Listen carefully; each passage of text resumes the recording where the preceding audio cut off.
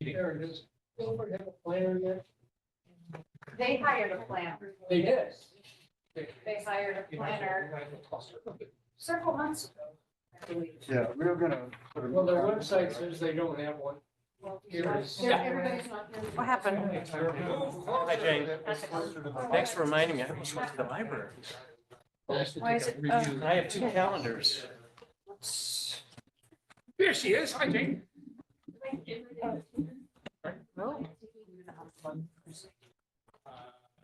It's actually Eric's turn. So. Is it because of whatever's happening over here? No, No, sometimes it just gets finicky. Happy New Year, everyone. Oh, same to you. How was your Good to know. vacation? Oh, it was great. Yeah, despite the fact that they didn't have a lot of snow, they did a really good job maintaining and making, face snow. Where were you? I was out in,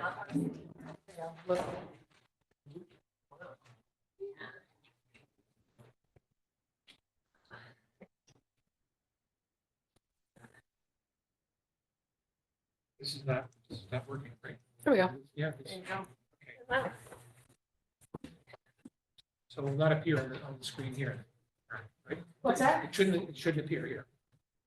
No, It should not appear here. No. Okay, good. Well done. So you're automatically recording. Thank you very much.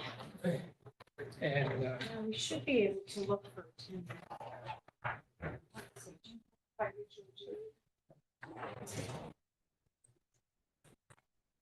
Just. So now it'll show. So Jen has joined as well. okay, Hi, Jen. Jen. And it will Hi, guys. tell here, if we have anyone who shows up from the public. Right now, we're at 0. So everybody who I sent Except the for invite in-person. to. Yes. And can I access those people? I mean, they are. Yeah, when we're here, if someone comes from the public, we'll see them Right. in here, and then we can always allow them. Right. An opportunity to be Okay. heard. That doesn't have a mic. No, the microphone is still. On your own. Hmm? Speak up. Speak to the mic.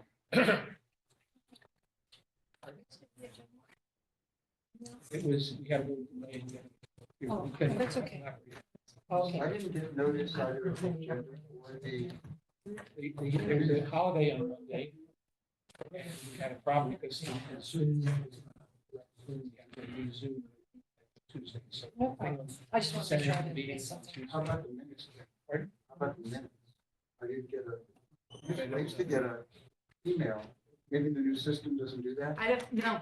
Should. I had to resubscribe to everything again as Oh, well. you're kidding. I didn't know that. What do we have to do? I know. I got it. Because you're efficient. I didn't know, but I know, but You should just like, use I little didn't. paper. Well, I got it from from Anthony. Anthony. Everybody- Maybe that's what it is. I You dropped received it them out. from Anthony directly to post on, but there's the notification system through the website. When we went on before and we were using the Right. Civic Clerk, I think it was called, that subscription doesn't seem to have transferred back over to the old So you. website. The So only you thing I have was to using register was within when Civic Re-sign up. Plus Re-sign up. to get notified. Okay. Can you resend the link for that? For signing up? So as soon as you go on the website, it says, in the agenda center, it says request subscription. I can show you where it is. No. Sure, I'll find it. I didn't know. It's a different process than the other one. So you just go to our website, there's a place to sign up. No, it's the. Go to Agenda Center on the homepage. On the And- page for Madison? Madison. Yep. And there's a section that says Tools, and one is Notify Me, and that's when you could click And which, that's what you have to sign up to. yep, you could click, choose which, if you want text messages or email and what boards or other emergency notifications, all that is on there. Okay, we'll call the meeting to order. It is 4:03 PM. Skip the pledge of allegiance for the time being, and we have approved the minutes of the January 3rd meeting, but no one's seen the meeting. The minutes, pardon? Yeah, I saw the draft. You saw the I draft? could Okay. I could do that if you want me to. No, I think we saw it. Or, yeah, We all saw it from the Yeah. official. I can make a motion. Okay, please do. I just, oh, yeah. I make a motion to approve the minutes Second. from, January Second, January 3rd. second. Second. All in favor? Aye. Aye, thank you. See, I did print, it was January 3rd. January 3rd. Yeah, I did print from his email.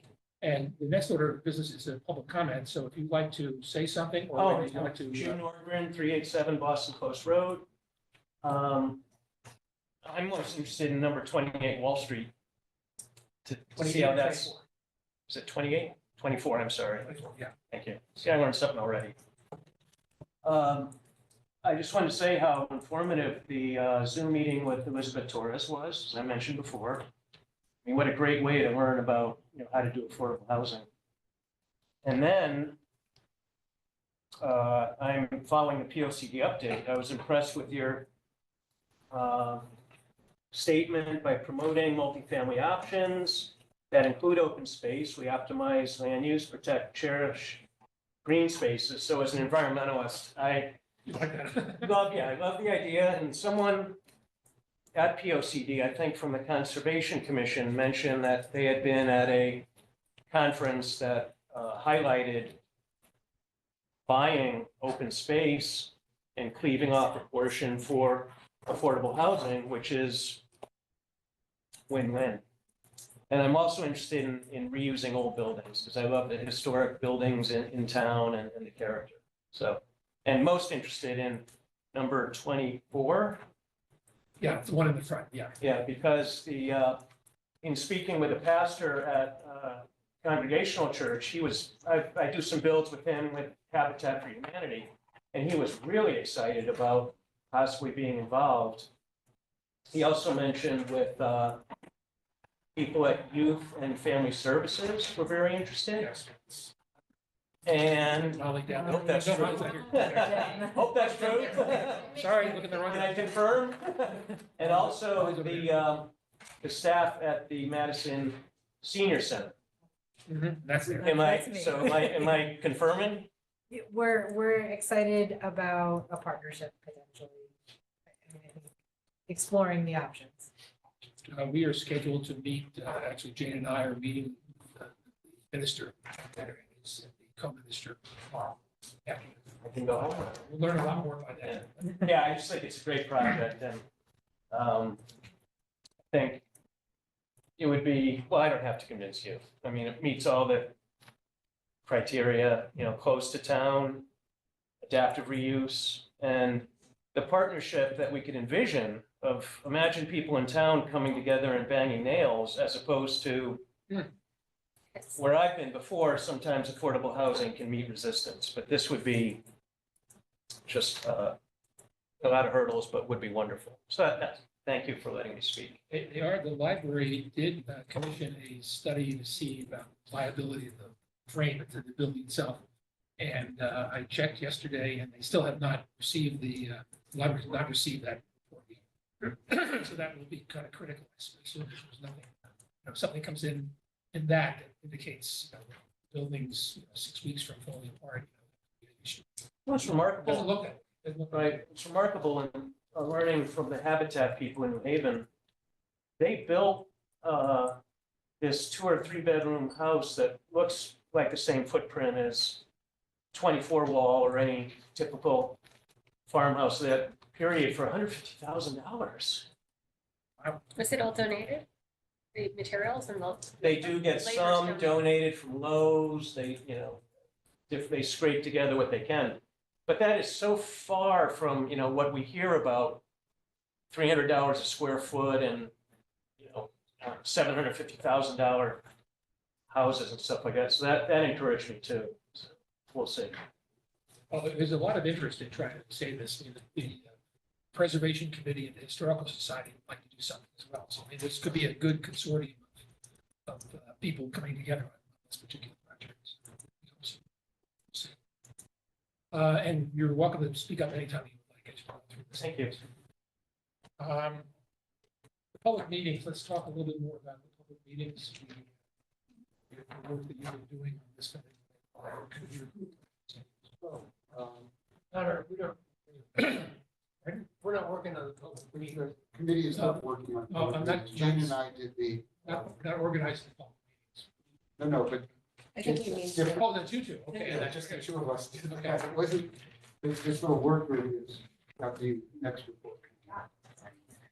So we did pull together, you were on the call too, Jane, when we did the outline for the parish council meeting. Since that time, we pulled out some additional data from the town and board of education salary material that Heather got for us.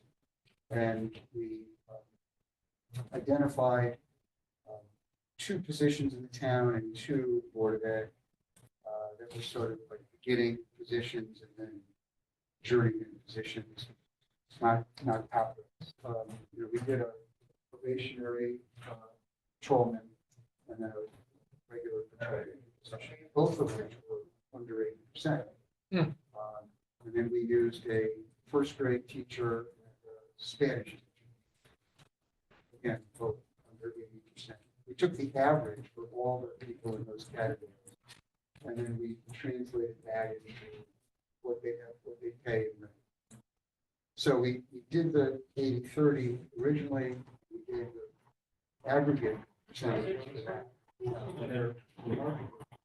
It's like 3/4 of the combined town and board of ed salaries are under 80%. And that includes 79% of public safety officials, employees, and 54% of all teachers. So the numbers got better as I figured that. So we're going to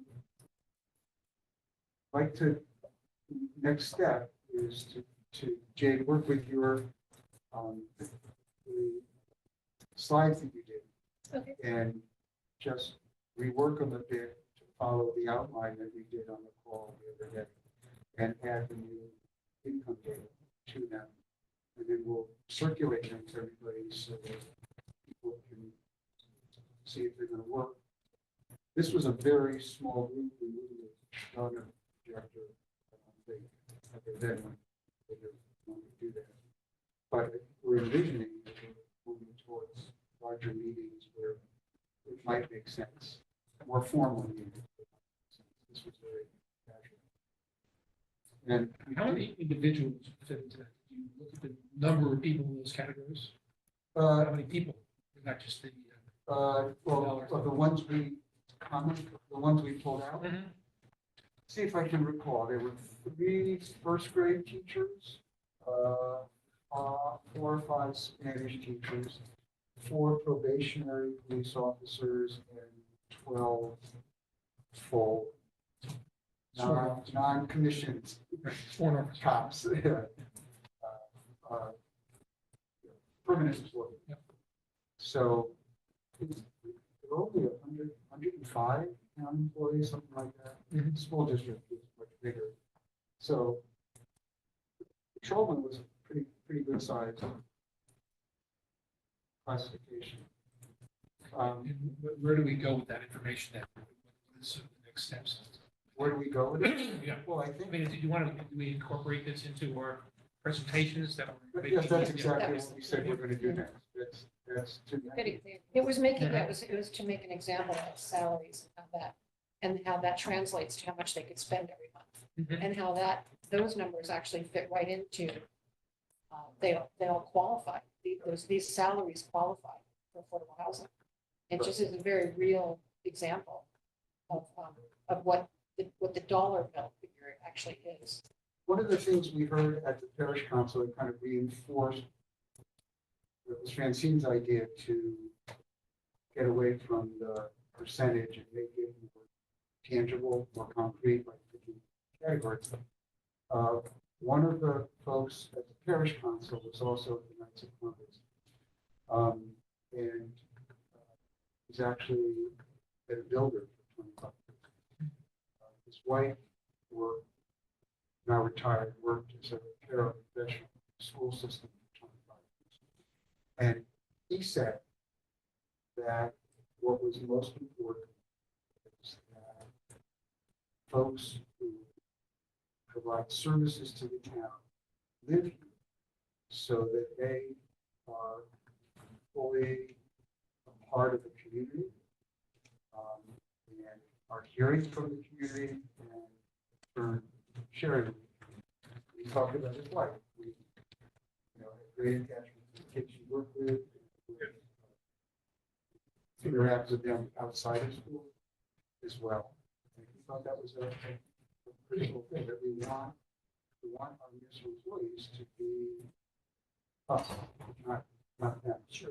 And I think no matter how dedicated a teacher is, they're probably more engaged with the community they live in than the one they work in. They're complete time.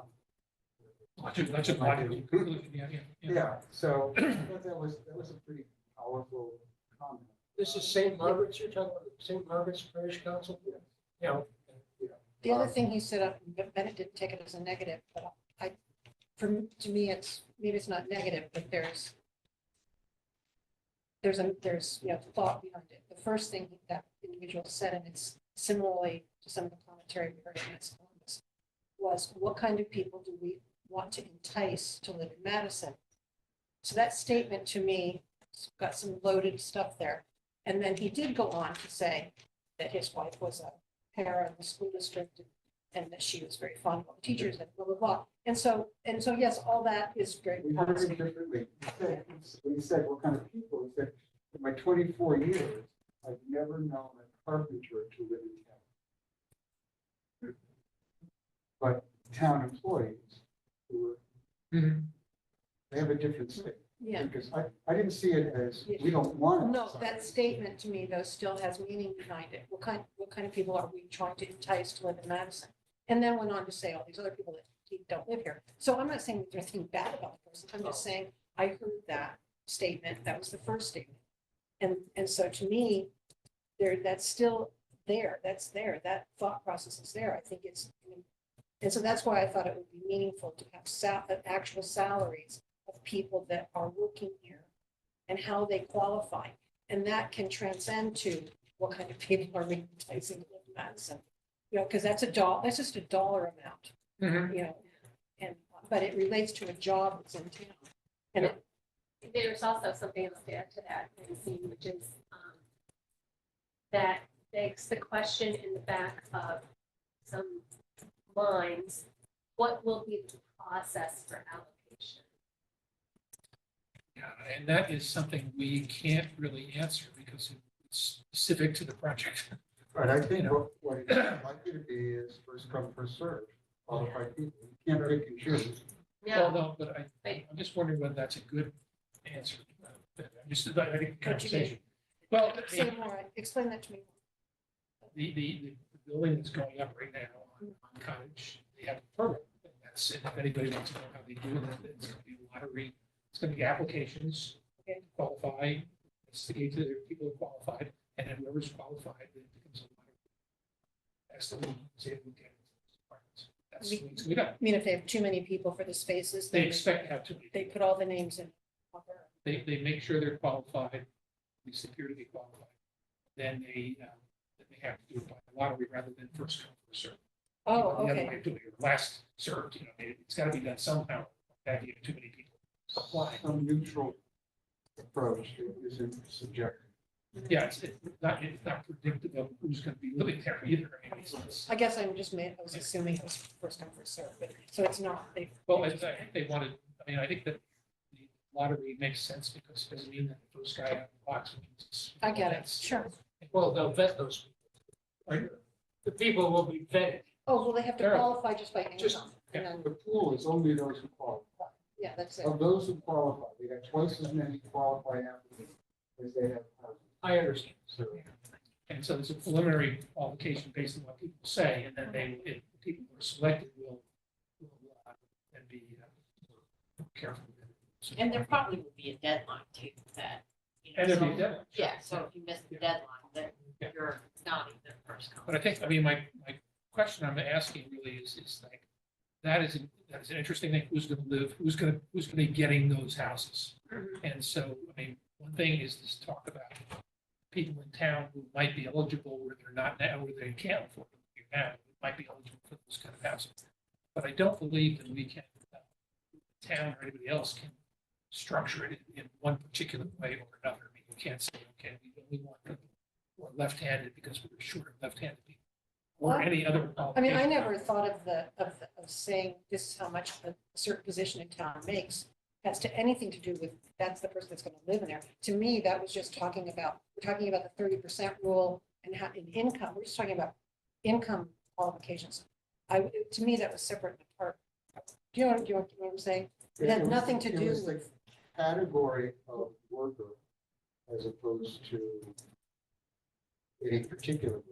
It's just, you think about the folks that run this town, make this town habitable, You know, I and understand. you're saying they Well, can't. how would you afford answer Jane's question? Yeah, it does sort of raise that issue, but we didn't need it to go in that Yeah. direction. it's just an example. It's just an example of salary. That's all. I mean, I guess you could take the employee out of it and just say, No, let's I say, for understand. example, I you understand make that. $40,000 a But year. that's not what Jane is asking. She said, people were saying, who's going to be moving there? Okay, And so we probably should have an answer as to who's going to be moving there. And the answer is first come, first serve, you know, we'll make an application and see what happens. Are we going to favor people who are, because I think, and I'm not a lawyer, and I don't know, we have one lawyer right across from me. We can get the answer.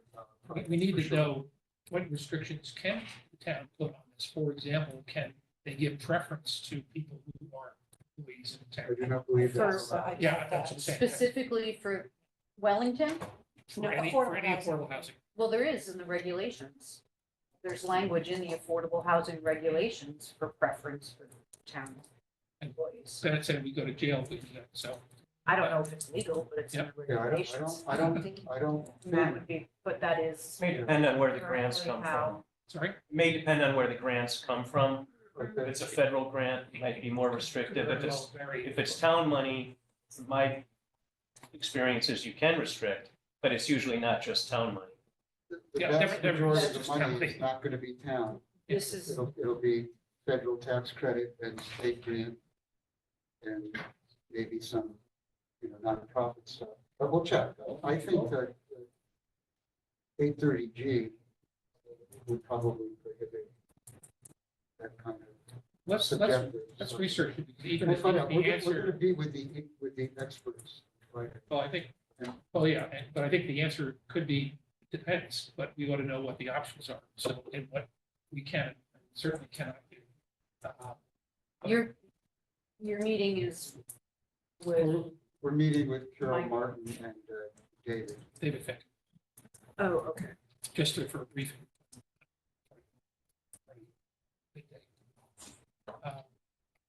So I think, yeah, let's look into it. Maybe you and Francine can.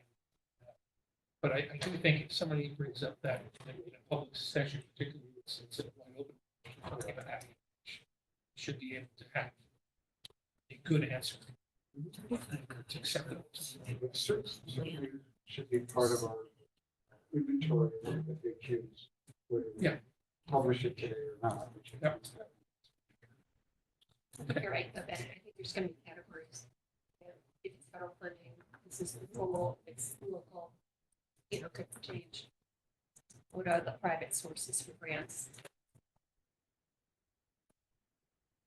And as far as public meetings, again, we are having, the first selectman is planning to have a meeting in March, I think, with the art committee. You gave us a date, right? We have a date. February 29th, I think. February 29th. We're still working on, still waiting for a response from the Board of Ed as far as the availability of the room. Yeah, I don't think they have a meeting. But that's the 29th is date, one third, yeah. February 29th is a date that both Ben and David think are available. So that's ideal and it works around the time that you're out. Yes. Sure is. Lucky for us. We squeezed in that extra Thursday. Which will obviously be a very important meeting if we can bring a crowd, because it will involve the planning and zoning commission as well as our operation and others. So I think Yeah. And this will, I think, be very informative to us.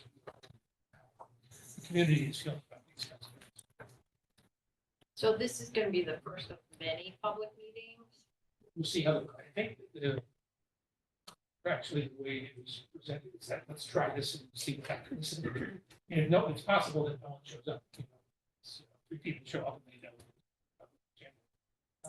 Yeah, But I think it's a good idea because it enables us to really kind of engage what people are saying, what they're saying, whether they're not going to be public about some of their negative comments, I think they're probably less likely to say something. Public, nevertheless, you can get a feeling. right. what's going on. I would just be curious about middle of winter, who's gonna come out. It's hybrid. Oh, it is hybrid? Mhm. Okay. And the Super Bowl is over. Good point. We're still waiting to hear about the American Legion. I don't We've think not heard now. Anthony's not heard that. So, and as far as that, as long as follow that, the power mapping right now, the only next step is the meeting we're having tomorrow. The ministers at the Congregational Church. You guys are still going to do the interfaith? Right, so we actually are meeting with Todd Better to, as kind of a first step of, we've done this with you. What are your, as a clergy person, how would you approach this going forward? You know, how, what is his takeaways from the meeting? How to be, what's the word I used, friendly? No, Engage the rest of the, congregation, yeah. So that's our first step in getting back to clergy. Because we have met, different people have met with them and then, so how to approach it from here? And get But his are you insight. going to ask him to try to assemble the interfaith group to meet us? Meet you? Oh, Yeah. yes, we can ask him that. Yeah, I thought that was a big part of it, but it was to see if he would try to organize his fellow. Madison clergy. Right. And I believe, Peter, you said that the minister in the North Madison Congregational Church is also very supportive of that. Yeah, she came to our meeting when we had the one at the church. Right. So that's maybe number one person to engage. I'm sure Todd knows that already. She's supportive but critical, as Critical. usual. Yeah, In what way would you speak there? nobody can move her because of the taxes. With the taxes. Wow. You know, Nobody wants to own here because of taxes in the affordable category. Okay. No, I hear that. Can I just interject on that? We did a little study of, because we hear that all the time. And of course, everybody thinks their taxes are the highest.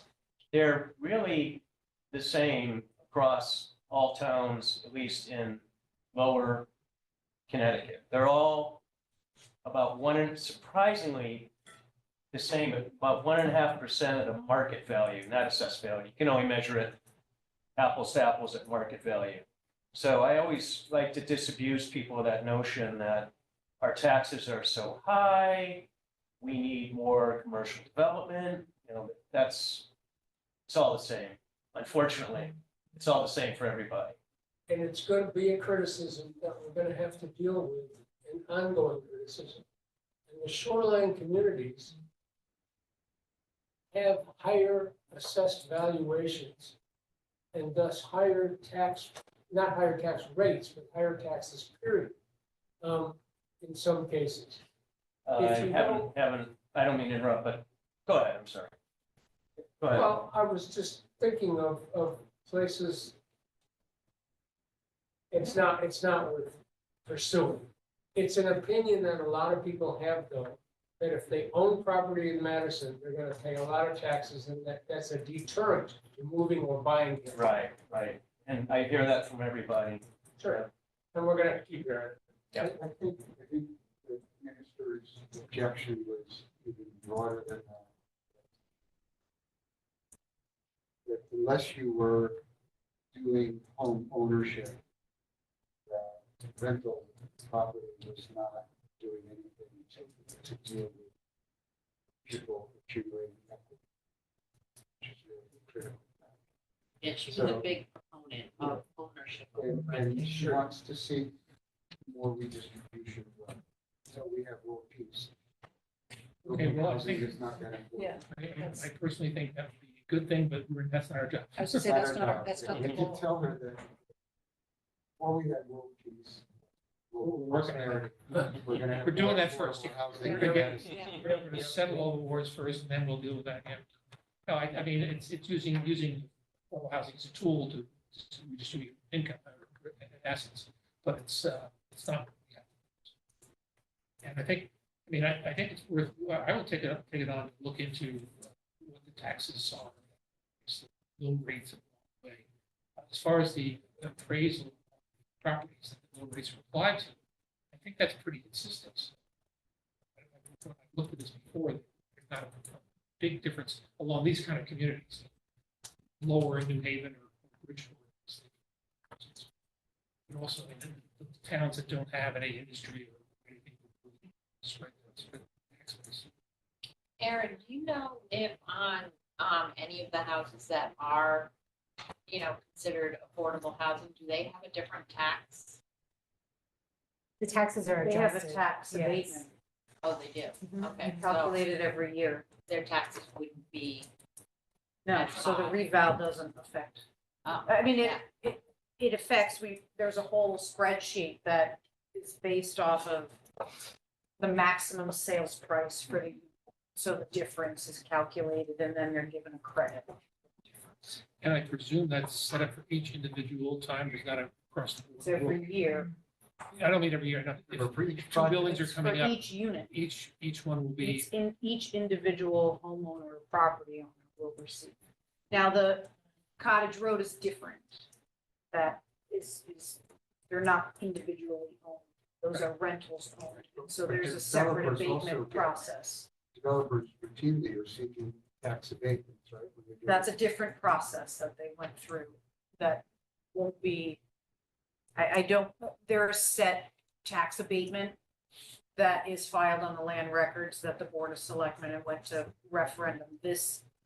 These adjustments are done individually for, there's only a handful of property owners. So it doesn't apply to those, the way that we do the calculations, it doesn't apply to Concord Meadows or the Wellington that are rental units. These are only owner occupied that are, they have a separate abatement process for those.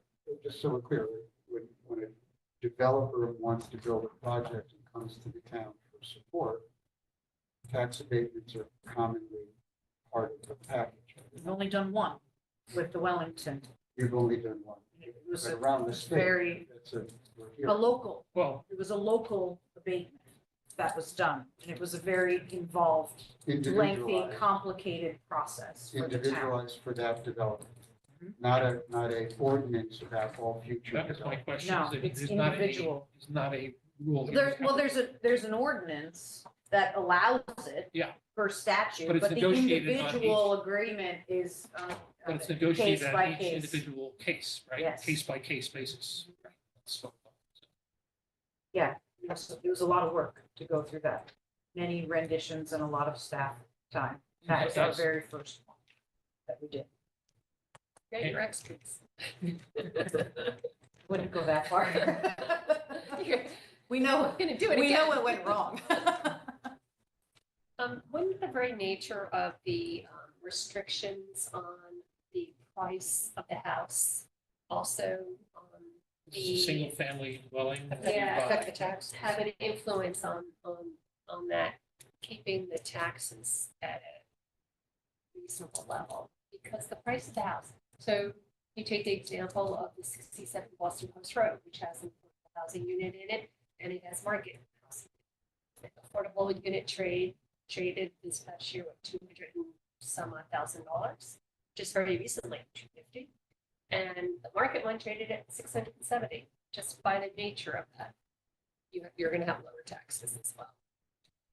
But that's not, their taxes are based off of the assessed value of the property outside of whether or not it's a deed restricted affordable we then go in, identify the deed restricted affordables and apply this other process based off of the individual the affordability plan for that development and what the maximum sales price for that particular unit is, whether it's a 60%, whether it's an 80%, whether or not, some of these developments that were approved in Twin Pines development or other ones up in North Madison, they have a maximum sales price of 3 times the AMI.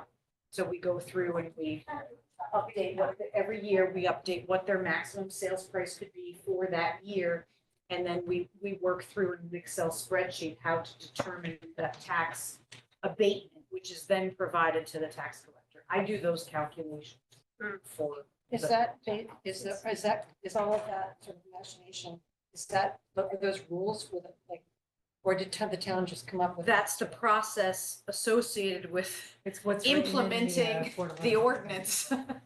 No, I mean, did the town? The town made initiated that ordinance, okay. based off of enabling statutes. Yes, so our ordinance is consistent with the statutes, but that's, You have to do that because there's no open market for those units, right? It's a closed market, so you have to account for that. Well, I guess I was thinking along the same lines as Jane was, let's take away the affordable housing for a second. Our taxes are all based on assessed value and market value. And so you've got a house, as you just said, that's $250,000. And so is it against the statute to just do it that way? it's, I'm not sure. well, the taxation process, so the taxing and assessment of the property, so the assessor has to No, follow. I get all that. I just meant the I think statutes for that. What Jane was saying is the same thing that I thought it just was based. And so if you've got a $250,000 house, your taxes are going to be much lower than the $650,000 house. And it's sort of like happens just by virtue of that. But the way you know. But is that's that not how their $250,000. properties are assessed. Yeah. When I look Okay. at- The assessor doesn't know Okay. that it's a $250,000.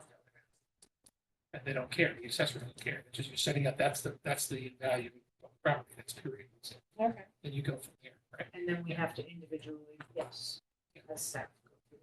It's essentially So the like, same concept where and in the end, they're getting taxed on only what their Yes. maximum sales price can be, but it's a different process of. So the only way that comes off your plate is if it's a rental building, apartments. Right, or if there's, that would be the only way. If it's owner occupied, they're gonna get individual tax bills. Otherwise, it's an overall tax. But Bill if for- this could be a problem for anybody coming in here trying to understand this, but let's say you're talking about owner occupied. I think most of the affordable housing is gonna be rental. It's unlikely to be co-ops or condos.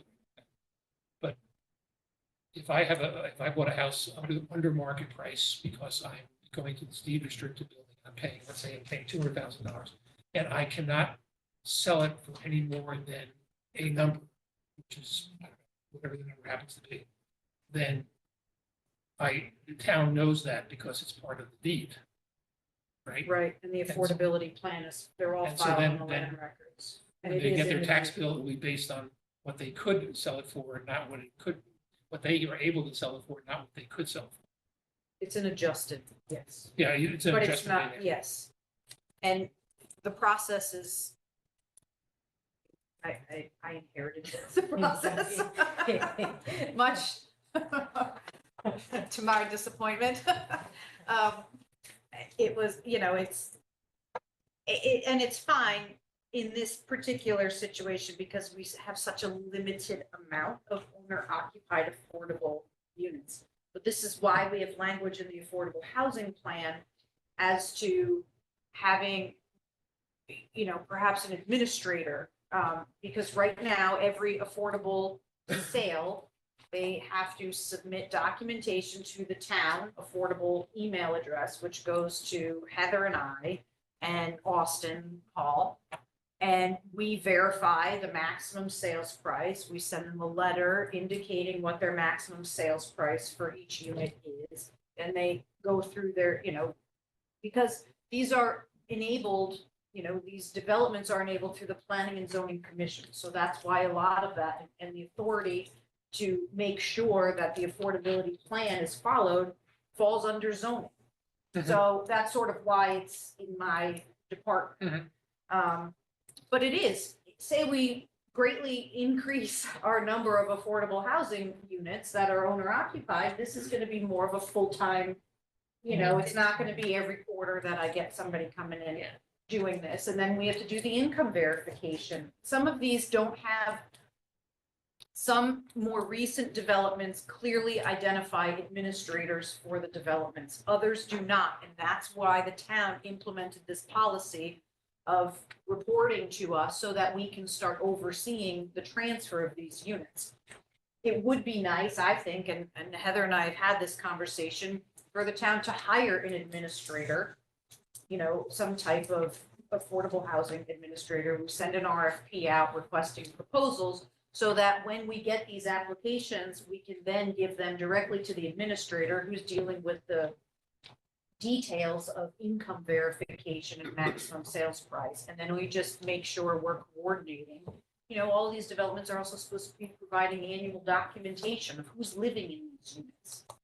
We're policing these units essentially to make sure that people aren't transferring them to family members, or that they're not subleasing them or renting them out and living somewhere else. We've had these problems in developments. And also So- when they go up for sale, making sure that they're appropriately noticed and, appropriate advertising goes out so that folks can, have equal opportunity to try to, purchase one of the units.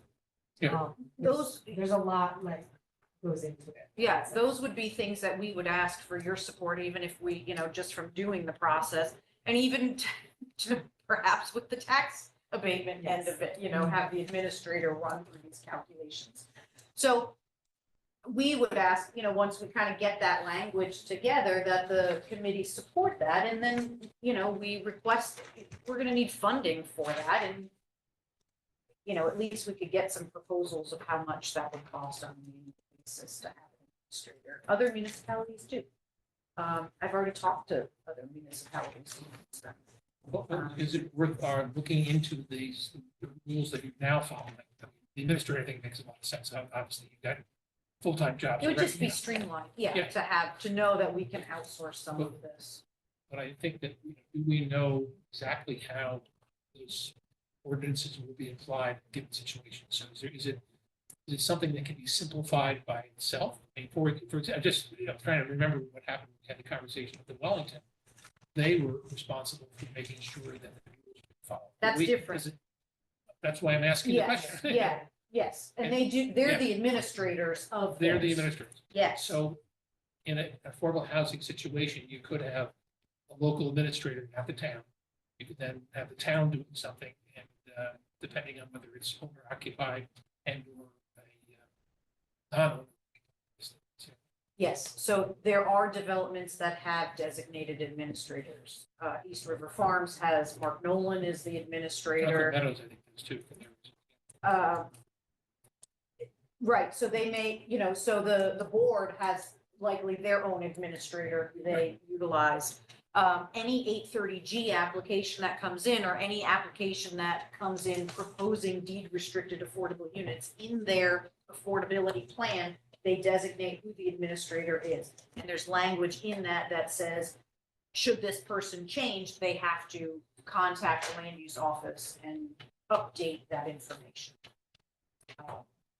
So Are we all clear in this? Yep. Okay. that was, I mean, all through this SCROG process, the idea of creating affordable housing is great. But for a small town that doesn't have a housing authority or some instance like that, this was my biggest concern when we started meeting as planners within our COG. What are the resources for administering these units and maintaining them? Because it doesn't exist. And I don't know how much, when you look at it, and from my experience in Guilford, they have a housing authority that is for, those rental units of their affordable units. But as far as privately developed deed restricted affordable units, they don't have this situation that we have where we have, Is that- older is that- developments. I'm trying to think of what we could possibly recommend. But that's a necessary position. whatever that might be. Is it something that the town should try to find other people to support it? I mean, why can't Guilford, Saybrook, Westbrook? I mean, brought that up this you know, year. We don't, this is not a job that's really a full-time, 40-hour week. No, kind and of it's job, gonna be based, most of the cost is gonna be based off of what they need to do on an annual basis, Mhm. whether it's per application for resale, things like that. We talked, that was one of my suggestions when we met last month or the month before, kicking off the new year of this housing working group with SCROG was, is that something that in the funding that SCROG has for affordable housing, can you do the RFP where we have a regional person who's an administrator that we can refer to? So kind of planting those seeds with There's them. statutory authority for regional housing authority. That's really- So that's something we're. But we're could, looking at. couldn't. But even just to have a regional administrator, an Just have on-call. Administrator who works for each town. They paid by the 5 towns, but they only respond reduce to the Madison costs. for Madison problems. Yeah, it could reduce the cost. Some towns may not need them. Well, if they're all trying, and they are trying to get to their 10% thing, they will all need them. Unless they have a housing authority who manages, Which I'm not sure which one. they will. yeah, Well, unless, Guilford does, and they Guilford have, does. their housing authority is a landlord. 106. well, they can be hired also. And when the new road, not new road, maybe it was new road. The 100-unit affordable housing development that came in On Hubbard? on Hubbard, yes. So that came in while I was still working for the town of Guilford. And there was conversation even for that one and through the nonprofit that Chris Widmer did on State Street was to hire the Guilford Housing Authority as an administrator. So they will serve in that capacity if they're paid, for a private developer. That has been confirmed. 106 of Connecticut's 169 towns have state recognized authorized housing authorities. And 102 of them have state funded units that they administer. Of that, Who administers? I'm sorry, Who administers, you said, the housing? the 92 of the 106 Right. state housing authorities have state-funded, low-income, elderly, disabled housing units that they run. Right. And they also do. Yeah. from And town maybe to that's, hiring an outside independent administrator is a good interim process, while you're exploring the housing authority aspect and, trying to set that. town. So we'll certainly look into which ones do what. That's part of our. Yeah, but I'm just thinking of, let's take the low hanging fruit and then move on, before we have to, not hold everything back until we can get. We're not holding anything Yeah. back. This is on your agenda for Thank this you. year, right? Thank you. This year's task. We got it. It's one of three. The housing administration. is part of my plan, yes. Exactly. So, all right. Are we all clear on that? Any other questions? Anything else? We had a quick update on 24 Wall Street, but we are, as I said, Jane and I are working on this. We have actually toured the building once. I don't think either one of us, Jane knows about things like this than I do. We did tour the building. It does look like the 2 apartments were abandoned as, pretty much left as it was. It almost left, the toast was still on the table almost. Just they opened it was just like walk out. That was the end of it. But obviously, it would need to be completely rehabbed. And then the question is the lower level, part of it, which could be housing, it could be something else. It could be commercial space, we don't know. So is it, right?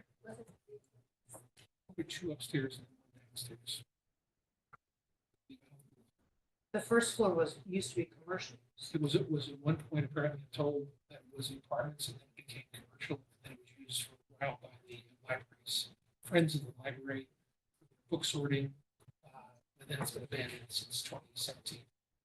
Nothing's been done since 2017.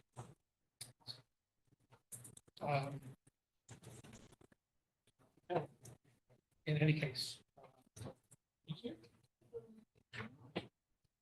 Well, students and, let's say, make some notes, in which case I'll, Here it is. I don't need to make any notes right now, but if I All the do, way over. thank you.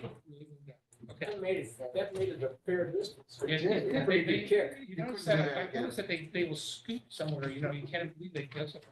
So Um, with regard to that, so we had the Seven Summits, nonprofit developer who said they were interested if the library was to move forward. Mhm. So we have that, and now we have the minister that we're gonna meet with, who is also interested in helping on that. But the board, the last time we met with them, was waiting for that report. So that's basically where we are. We're waiting for that report to find out how bad things really are. And then also to suggest that there might be community support. I don't think the board is aware of that yet. And plus, it's a new board. Yeah, they haven't been public in their deliberations. I mean, they've been having these conversations, but they really have not gone public with any of that stuff. You mean the Board of the Library? Yeah, and several people have changed. There's like Yeah, there is a lot of. board members. But I It could be a think, very different feeling. You mean they might not be for it? Nobody was for it. It'd be nice to point out what a feather in the cap it is for the library, Well, and how it may not look so great demolished to the library. well, we'll have a butterfly park. they want to put a butterfly. Are you park. kidding? They were not supportive. No, I'm of- not kidding, yeah. I'm not kidding. Let me just say, I think in terms of the background, I've had some private conversations, but I'm not revealing anything that's private. The library was focused on getting the new building done. In order to do that, they had to move 24 Wall Street and move it back. And then they had to, in order to do that, they had to tell people to leave and everybody left. And so that was it. It has become, for the board, including the old board and the new board, a problem. It's not an opportunity. It's a problem. What are we going to do with this thing? It's sitting there falling apart. We got to do something. And the least expensive thing they consider is knock it down and make a butterfly park. They have talked to some people, including the people in Wellington and Wellington people, and they have no money. And basically said, give us $500,000 and a 99-year lease on the property, and we'll take it over. They rejected it. It's the only proposal they had. They rejected that proposal. That was a couple of years ago. It was several years ago, yeah, 2019. And they've got nothing else. We, Jane and I, mentioned how great it would be for the library to be taking responsibility for this. But again, it comes to question of money. And, it It's seems also inconsistent with their mission, so they don't really want to manage anything. they don't want tenants. So it They don't has want to be some sort of a partnership where they don't, where it's hands off for them. They just gave the property to the developer to do it. Yeah, why don't they Yeah. just donate the property to the town? The town doesn't want We don't- it either. Town's a problem with the property they own right now, taking care of it. Yeah, the building shares septic system with other buildings. There has to be discussions about, common areas or a condo. They have to be willing to give the building to someone, I would think. Also, I mean, those questions, those discussions would have to be. Yeah, It libraries could be a 99-year lease to some developer. Yeah. In any case, so we don't have a plan at this point. But in addition to, as I mentioned, there is interest in town for preservation. So there's money for preservation. If the library is going to budget X dollars to tear it down, they should be able to contribute that to the cost of maintaining it. Maybe there's other money around, some commercial developer perhaps will be willing to do this some for. So, but right now, there is no plan. So we can get letters of support. We have another thing, put some pressure on the town, on the library, to accept some proposals. Suasion, not pressure, Help- suasion. Help them understand. That's what Help them we're trying to, is trying to help them understand. And hopefully, we'll see. But it is, I mean, I think everybody that I have talked to really feels that the fact that the building is there, it should remain there. It should, the whole streetscape along Wall Street, et cetera. So it's good reasons to keep it. So, power mapping, we already have discussed. Is there anything more to anybody add to the power mapping? We just have those things going. anything more from the workforce? The only thing I have is we're still moving along with with Francine and Bennett's help. The newsletter is moving along, and I should say that it's, I think we're pretty close to finishing. We put some links in there and stuff like that, but otherwise. So Aaron, would you like to run this past Becky before it goes out, or is there any reason to? Well, we need to run it through our IT department Well, first, they're gonna but look as at far the as background substance, Yeah. if you want to share it with them, you can. I mean, otherwise, Yeah, I think we I can think look at that's- it just for, as staff Yeah, well, for you and I'll- then, we'll send it to everybody. I think Have- by next week, we'll be able to send it to I everybody. sent you the new income data. Sorry, but I sent you the new income yes, you data. have it, just not, Okay, just want to make sure. neither is the price of the median price of houses. So just- No, Jane gave that to me, it was 6:43. Yeah. Okay. Okay. So,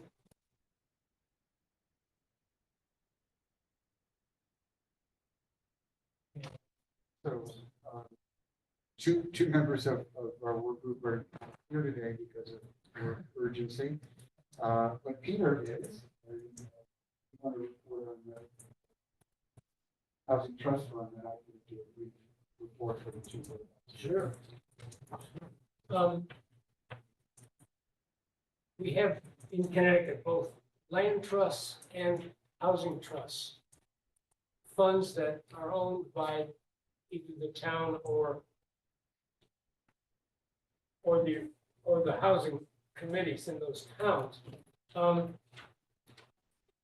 And I've been reading these ordinances that created these, and there's a huge variety of instances and provisions in each of the ordinances, and I can share all of them with you, but let me tell you who they are. We've got at least 6 land trusts that are specifically for affordable housing in the state of Connecticut. Waterbury, Litchfield, Sharon, Naugatuck Valley, Voluntown, and Washington. They usually say these trusts are created to preserve land for affordable housing and quote, other community needs. But affordable housing always leads the field there. Trust funds, I've identified at least 5 that I know of. Now Bennett knows more than I do about this. What Litchfield, Stamford, Fairfield, Mansfield and Storrs, and Greenwich, with the longest ordinance I've ever seen, have these They have a lot of lawyers there. these affordable housing trust funds. I've spoken with the Stamford and Mansfield people, and I've tried to figure out, maybe we know now, does or does not Guilford have an affordable trust fund, affordable housing trust fund? Their director of housing says, no, we don't. You were gonna check Well, somebody She's else. no, she's the housing authority director. She's sort of not. She's a landlord. it would have to be established in conjunction with their newly adopted inclusionary zoning regulations. Well, you'd think that you'd have to have a trust fund as part of an inclusionary. zoning. But you understand that it's 2 different legislative bodies who are establishing these things. Correct. So if the Planning and Zoning Commission established the zoning regulations, then the Board of Selectmen would need to establish the fund associated with Correct. receiving that. So I'm not sure if that process has happened, because right when, the zoning regulations were adopted immediately, after the new town planner was hired. So I don't know if that step has occurred yet. Well, I haven't heard we'll keep anything. the contact up, and I'll depend upon you for information there too. I always How are they check, funded, Peter? How are they funded? well, they're funded in a lot of ways, a lot of ways. Annual town budget fees, annual town budgets, okay? Some of the ordinances require the town to contribute X amount, percent or something like that to it. Now, a big source is these commercial linkage fees that when somebody builds in town, they have to pay a fee. And that's in the ordinance. And if they are building without affordable units as a part of it, they pay a little higher fee. Could be up to 10% of the value of the property goes into the housing trust fund. And the Board of Selectmen, of course, have to make that decision for us. And that's part of what's in our plan, policy 3 of our plan that we sent to Sprague. Well, it would need, yeah, it would need to be consistent with the whatever the zoning regulation requires. Right. So I would Broader think than that the it would be broader, It's broader. it would have to be broader, yeah. The Stanford one is the most comprehensive. It cites a variety of state statutes as well as local ordinances for sources of income. But it's very inclusionary, not exclusionary. It's any and all sources, including annual town budget contribution, including the payment in lieu that comes from inclusionary zoning. Stanford has a statutorily provided commercial program where commercial developers pay a set fee. It goes into it, on and on and on. Unlimited, but other, this was on 4 or 5 pages, but other towns have a 1-page ordinance, which is legally sufficient. Stanford also, in addition to describing the sources of money, goes into enormous detail about what it can be spent on and how it can be, how it can be, whatever. So we're still researching. We know there are others out there that haven't gotten our hands on, but we will sort of mine them for the most, we think, useful pieces for us. We'll put them in a Well, very good start. The town of Waterbury actually has an assessment from renters and private owners of affordable units. It's a small assessment, but that goes into the housing trust fund. From people who provide affordable housing? No, who are renters of affordable housing. It's a small They're assessment. being assessed? It's interesting. It's Waterbury. I don't understand that at all. It was hard to understand, but it's there. It's in their ordinance, Yeah, doesn't make any sense to me. No. State and local funding grants are a big source of income. If we had a housing trust fund or a housing authority, we could probably apply for that. And as Bennett mentioned earlier, there's regional housing authorities are provided in the state, and we could certainly form up with our neighbors in that regard if we wanted to do so. But the politics get deeper and wider and bigger, the more you do that. The common provisions of the trust funds are that the housing authority in the town oversees, but responsibility comes with the board of trustees in a lot of instances. Disbursements are only from the Board of Finance after requests from the Board of from different sources. Board of Trustees and the Board of Finance are sometimes 2 separate entities.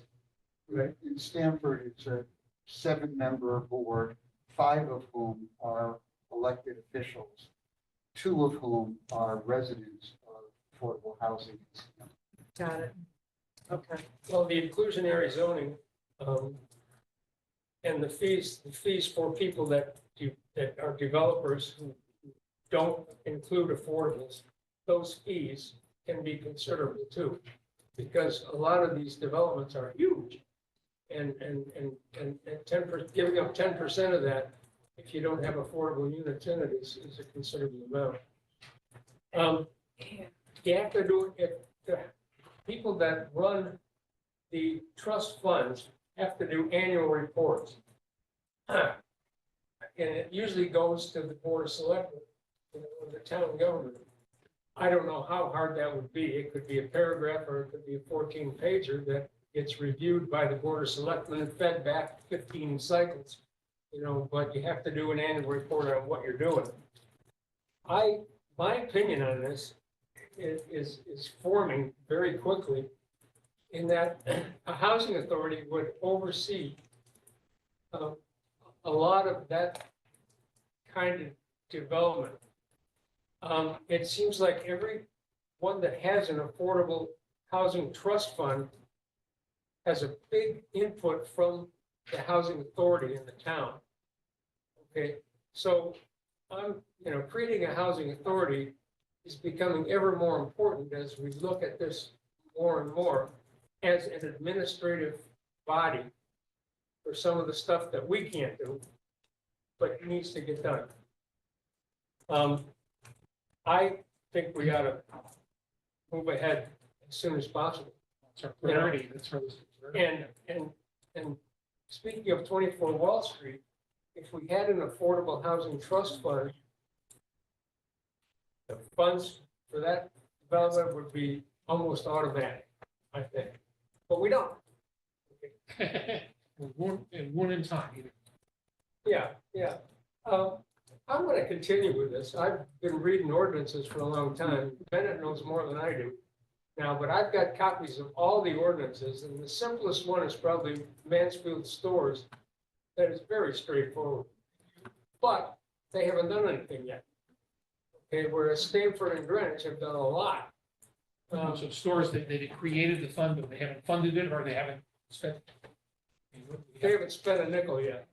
They're still raising, they have some money. They have some money. Fairly new though, right? They're the newest. Yeah. They're the newest, but there's only like 5 or 6 in the state. Oh, I bet you're gonna find it. Well, I tell you, I called Darien and I talked a lot to them. Well, I think you'd be looking for places that are more similar to Madison. Well, I thought the Mansfield Stores was the I think closest. that could very well be. I'm just saying that I don't think Greenwich necessarily or even Stanford. Well, in Waterbury and yeah, I mean, they all have sewers and public water. And so you're getting that density, where you're getting that income Right. from that. So you have to look at what our sources of income would be for the housing trust fund. If you could circulate the Mansfield stores We're gonna put together a written report for the next meeting. for the next meeting. We hope to do it this time, but too much. You make amendments.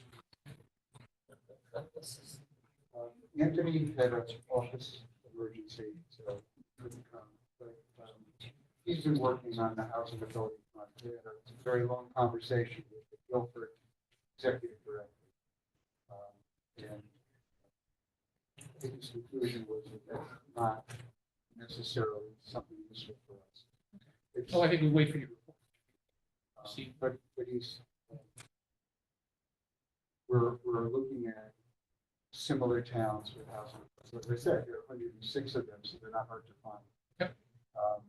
And Eric is working on auxiliary dwelling units. Did a very broad search nationwide of developments around ADUs. It's a very, very hot topic. Everybody's doing it right now. But we haven't yet got the list together of Connecticut ADU ordinances. Hope you can, Which we want to. hope you can be available. His job is really driving him. Yeah, well, it's Yes.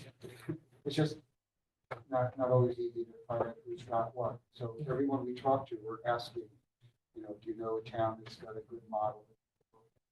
We have a list from Scrog when the change in statutes came into effect in 2021, where municipalities had the option of opting out of the statutes, and you had until 2022 to do that. Scrog, we have a checklist, a table updated through at least our municipalities and our COG of what everybody did. You said that Whether it's interesting. The first place we went was to Scrog and Stephanie, and she said she had nothing. Yeah. You should ask your planner. I know the zoning regulations. That'll be helpful. Thank you. Okay, thank you for that. Any last minute thoughts? I'm just impressed at all the work you're doing. No. We've got some great new players here, so it's worked out pretty well. If there's nothing else, anybody else have anything to put on the agenda? If not, there is closed. Adjourned You at know what, 5:10. we should talk about this meeting. Who's going to chair it? I think we have to figure it out. So- Oh, okay, okay. Next meeting is Well, not the first- 29th. No, it's. No, we're going It's the to first, twice a month. Twice a month. it's the first Monday in. I've got the list. It's the first Monday in the month, first and third Monday. Wednesday. Francine will be away as well. So, And several people may have work. sorry, Several people may have and work. we may not be able to have it. It's probably February But I think seventh, we need maybe? to circulate around and see. It's the first Wednesday in February. Mark's, Wednesday in he's February. leaving on the fifth, and I'm not coming home till the ninth. It's the 7th, February 7th. Seventh? So right now, we're down to 5 members in committee, so 5 is, See if they can all make it. and we'll have to check and see if we can all make it, so. And I think I will designate Bennett as the chair. As the vice chair, the chair will not be available. So let's go. So 5:10, we are adjourned. Karen, I have one other thing for you. Yes, you can just end. Yep. Jen, thank you. Thanks, guys. Great meeting. Okay, and then-